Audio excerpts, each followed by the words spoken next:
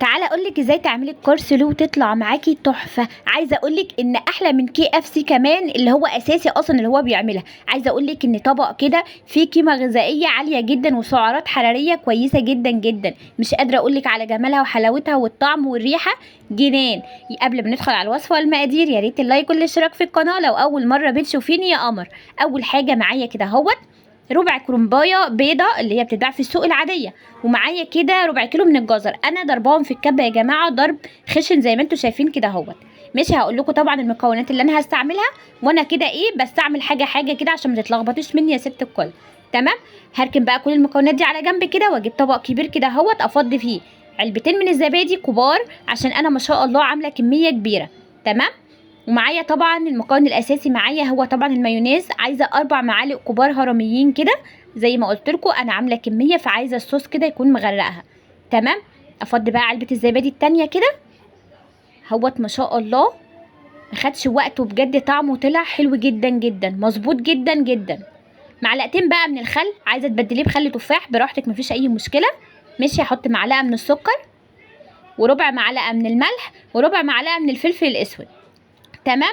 وحاجه بتديله نكهه كده حلو، بتعزز لك الطعم فيه كده، هي بصراحه معلقه العسل الابيض.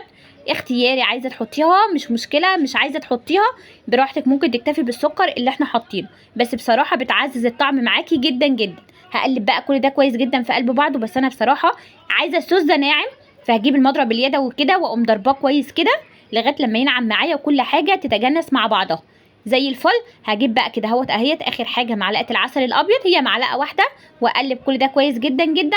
وبعد كده هقوم جايبه الكرنب طبعا اللي انا مقطعاه، واقوم ضايفاه كده على طول على الصوص اللي انا عاملاه. ماشي، بس انا حاسه ان الصوص تقيل. ماشي، فقمت ضايفاله يعني 3 معالق بس من اللبن كده يخفوه شويه. وبرده بعد ما حطيت المكونات حسيت ان هو عايز صوص كده، فقمت حاطه له برده 3 معالق من اللبن برده كذلك الامر، بس بعد ما حطيت الحاجه.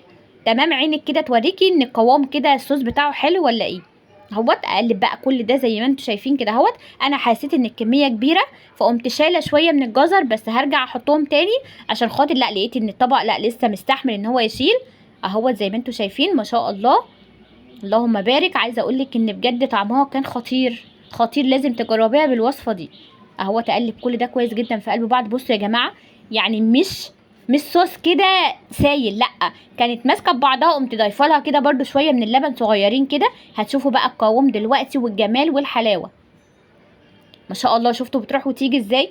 عايزه اقول لكم كده ان القوام خلاص اتظبط معايا وبقى زي الفل ما شاء الله كده اهوت. ننضف بقى طبقنا كده الجميل، وبعد كده احطها في التلاجة تسقع كده شويه، وبعد كده نبدا بقى نجهزها في الاطباق بتاعه التقديم يا جماعه، وهوريكم الشكل النهائي بجد فظيعه. بصوا الجمال، بصوا الحلاوه، ده طبق التقديم ولا اجمل ولا اروع من كده. ولو عجبتكم الوصفه وكانت سهله عليكم